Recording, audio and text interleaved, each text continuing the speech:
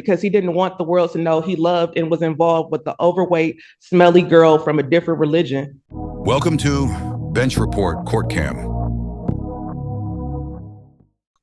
So, Judge, we are here for sentencing this morning. I'm in receipt of the pre-sentence report. I don't believe there are any factual corrections, additions, or deletions. Is that correct, Mr. Walters? That is correct. I would like to address some of the recommendations at the appropriate time. You may go ahead. So, Judge, they indicate that it's the 18th month prosecutor deferred sentence. I do believe that this would qualify potentially, maybe, or not, for the early discharge if everything is taken care of. But we want to really talk about number 4, no use of alcohol, recreational marijuana, illegal substances. I have no problem with that. But the issue is I don't believe that alcohol or drugs were part of this. And we would just note that it is a constant strain on Mr. Walters' finances, as he has to come up here and pay. Yes, ma'am. He has to come to Washington and pay, and he lives in Macomb County. So if we could maybe, do something. He told me he likes Washington better. Well, my daughter goes to school here. Okay, see. Good job. All right. But in any event, Judge, Well, just counsel, if I can just shortcut that. He's on testing right now, correct? correct. This is a change because he'll only have to test as requested by probation. So I understand. I told you. that's correct, Mr. Claire. Thank you. Yes, Your Honor. Yeah, so unless you want me to keep him on testing. No, okay, all right. And with that, Judge, I don't think there are any further additions, corrections, or deletions. Mr. Walters is always presented with his family. He's remorseful about the situation. We've had some sessions where we talk about triggers and things that we don't do and things that we do. So he has no prior criminal record. So we would ask that this court adopt the agreement in this matter. Claire, on behalf of probation, the victim in this case, Constance Clark, is present. She would like to address the court. All right. You guys have a seat over here. Oh, okay, sure. You're for my person, not sit.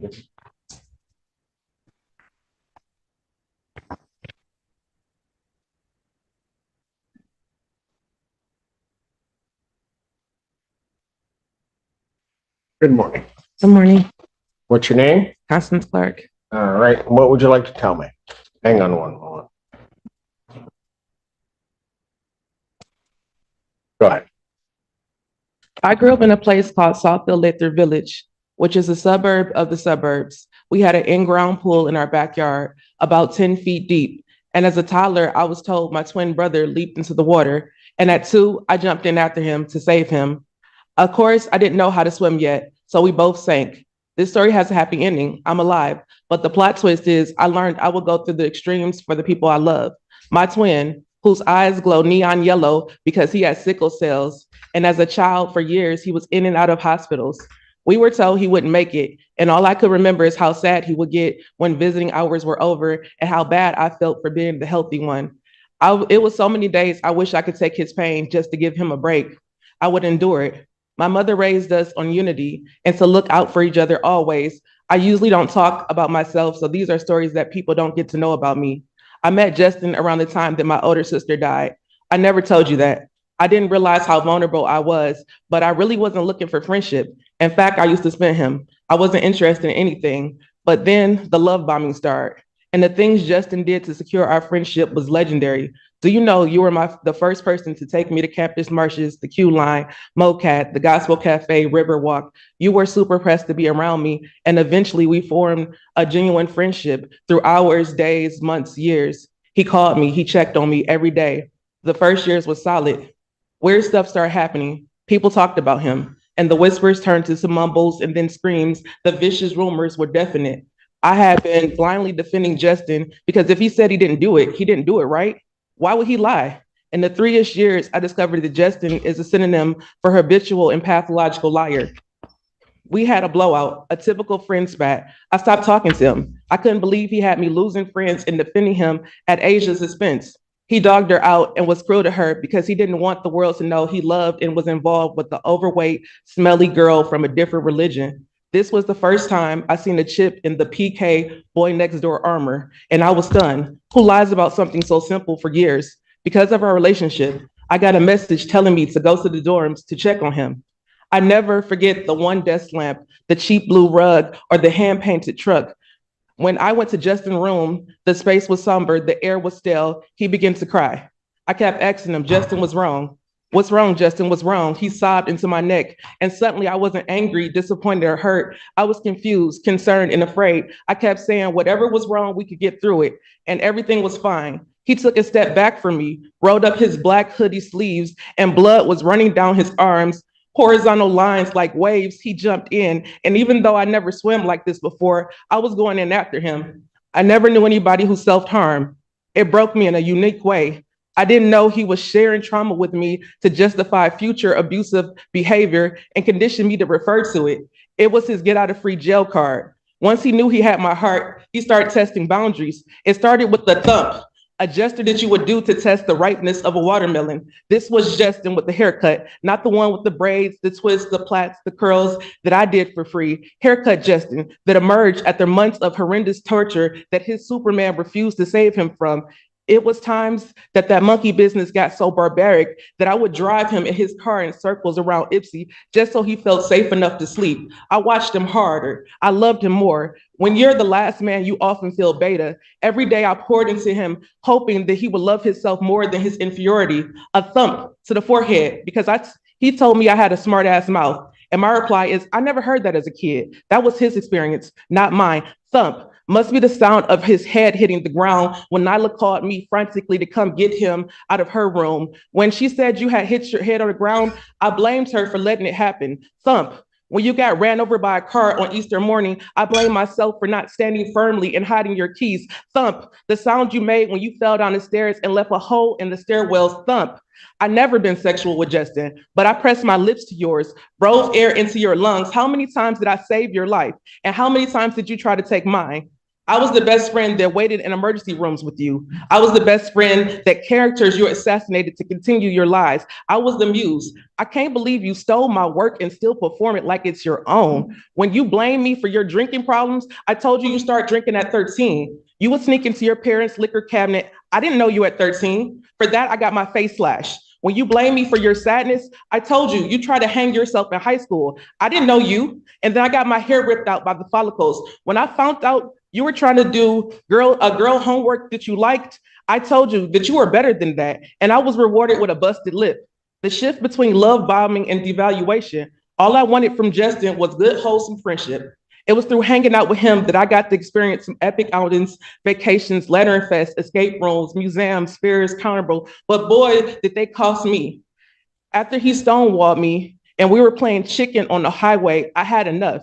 We met at Savannah Blues and came up with the terms of our not talking. He said that he would buy me out of our plane tickets and lodging, cover my medical bills, and I could get my stuff. I agreed to never talk to him or about him. After he cussed me out and belittled me for hours, I grabbed my purse and left the restaurant.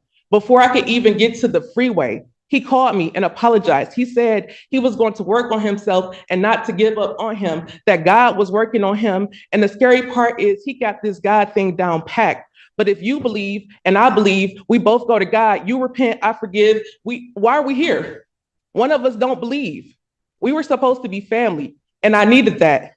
And I see how I got myself into this situation, because when you love someone, it's hard to stop loving them, even when they are the most beautiful, gifted angel. Y'all can hear everything he did to me, and y'all still love him, but I'm supposed to be made out of rock. I'm not the narcissist that can't feel. You can't keep a girlfriend because you don't like women.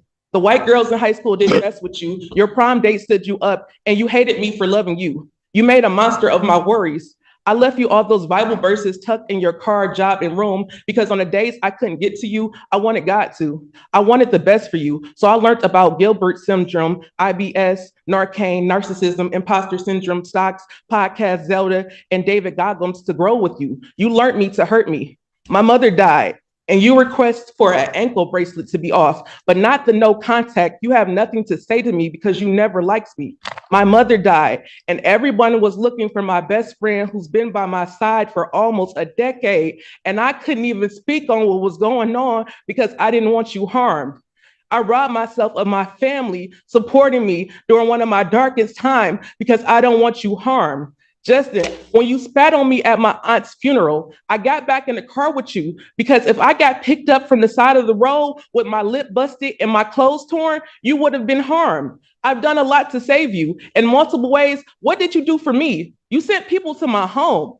You dug a grave for me and you fell in, and I still showed you mercy. On the day that was asked about felonies and expungement, I still didn't want ill for you because that's what you're supposed to do. You wanted ill for me. You wanted to see me in jail.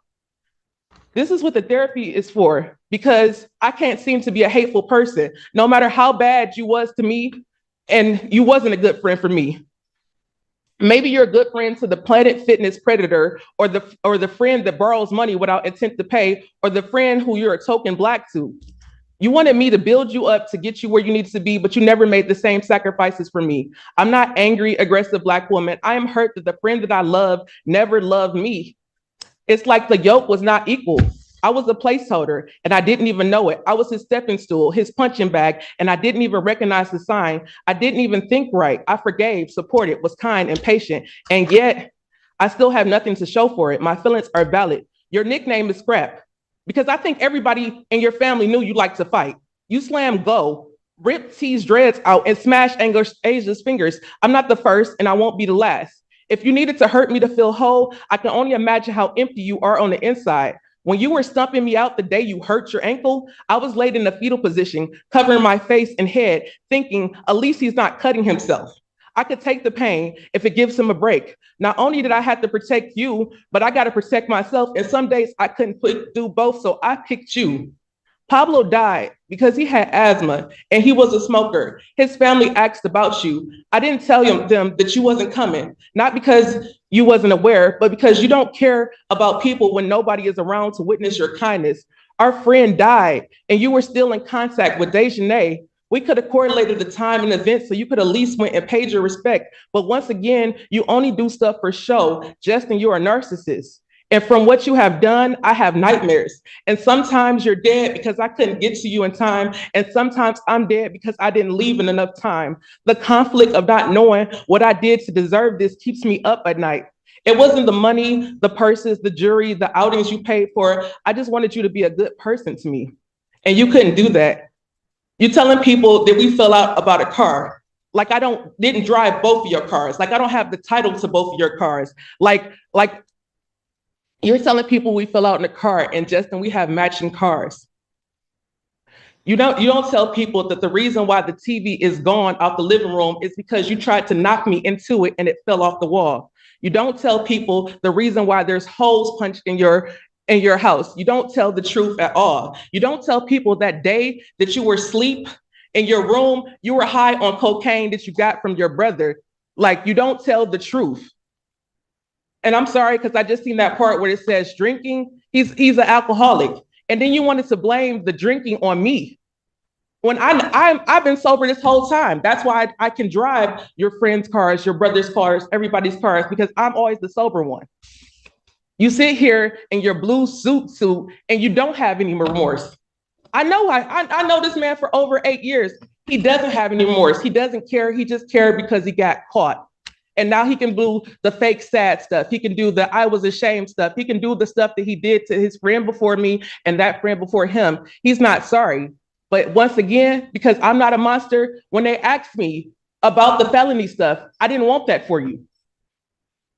But you wanted this for me. You wanted to see me in jail. You wanted to see me hurt. But I'm like, in closing, Justin, strap on your blue suit. Because not only did it not started in Washington, it started in Sterling Heights. What did you do to me in Sterling Heights? What did you do to me in Bloomfield Hills? What did you do to me in Southfield? What did you do to me in these other cities? Remember that day that you were driving, I was driving your car back from Ohio and you socked me and we almost swerved and flipped the car? Remember how your Chevy Trax mirror got broke? You just lie about everything. But that's all I have to say, because there's nothing left to be said. He's not sorry. I'm just sorry that I cared enough about him to spare him.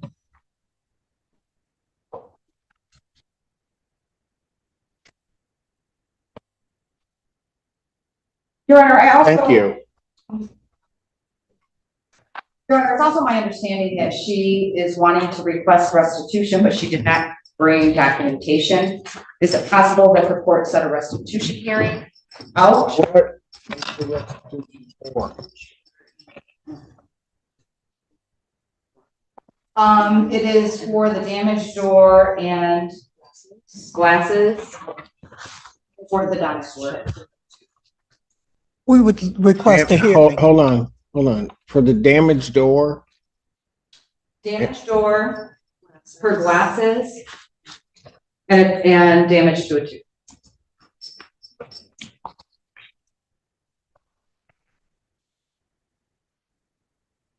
is that contained in any of the reports?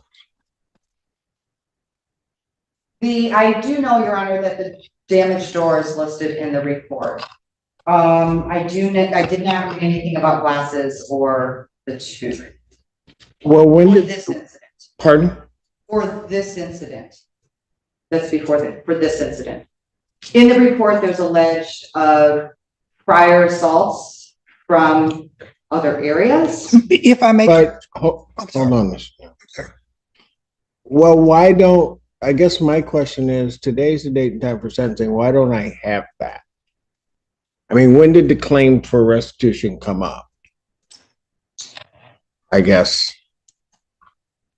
All right, Your Honor, this is Christine from the Washington County Yes, Prosecutor's Office. Excuse me. I spoke with Constance. Sorry, I'm just looking at my case tracking notes here. Constance and I spoke about restitution back in September, and broken Right. glasses, the orthodontic work, and the damaged property. It's my understanding, we asked for the receipts. It's my understanding that those weren't obtained at this time. I did speak with Constance this morning, and she said that she would be able to get both all of those estimates to me. It was a matter of contacting, I think it was, I'm not familiar with glasses companies like America Best Glasses. It's right up the street. I mean, if we got to get I guess. I'm happy to try to obtain those receipts and send them to defense. And if they object, then we can have a hearing if you prefer. Well, the problem is I'm setting a hearing and I don't have anything to object. I mean, I'm assuming, and I may be wrong, that counsel's objecting to this, but there's nothing to object to. I mean, I guess I'm not blaming. I'm just saying, I don't even have. I have nothing upon which there is a claim for restitution that was made prior to today. I know how the prosecutor's office, well, I won't say I know how they work, but I mean, I know with the victim's advocates, you ask about that. You guys are great about getting that to Ms. Polera. Ms. Polera herself, where appropriate, asked. And I have nothing. And now I'm here today and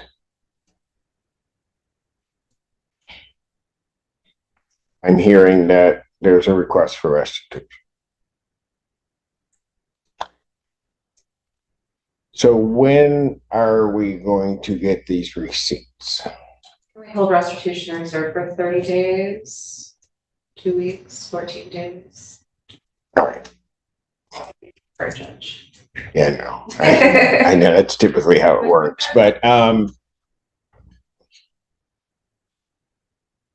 is there going to be like a dentist bill? Is that My what? understanding, there's an estimate for the orthodontic where the glasses have been fixed and replaced, so that will be an actual receipt. The orthodontic bill is an estimate, and I believe the door has also been handled.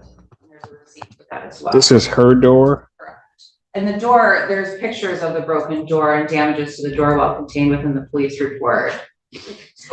So, okay. I guess I'm a bit concerned only because I'm trying to figure out why I don't have any of the ones that are available now. I mean,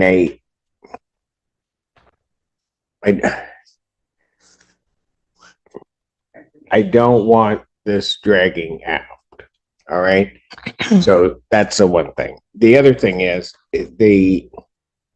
there's an estimate for orthodontic work that hasn't been done. Correct. I believe dental usually not covered by insurance, especially if the dental work is not covered by insurance. So I don't know that they're able to pay upfront for that.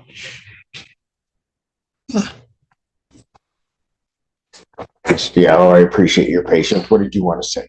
I don't know. I don't. So Judge, there was a lot to unpack. We would just ask this court to adopt the sentence agreement, understanding that Mr. Walters would contest a lot, but it's okay. We are here accepting responsibility for what he feels he is responsible for.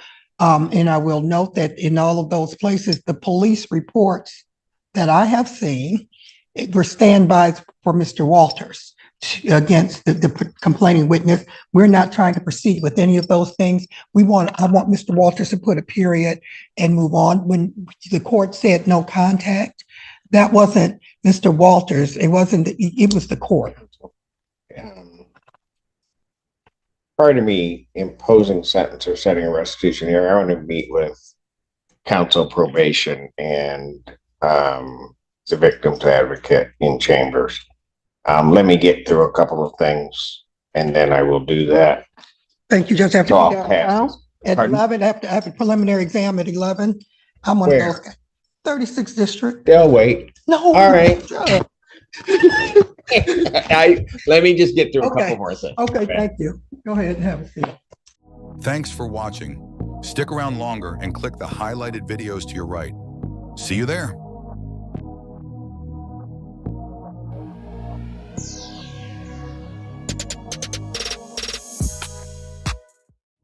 Thanks for watching. Stick around longer and click the highlighted videos to your right. See you there.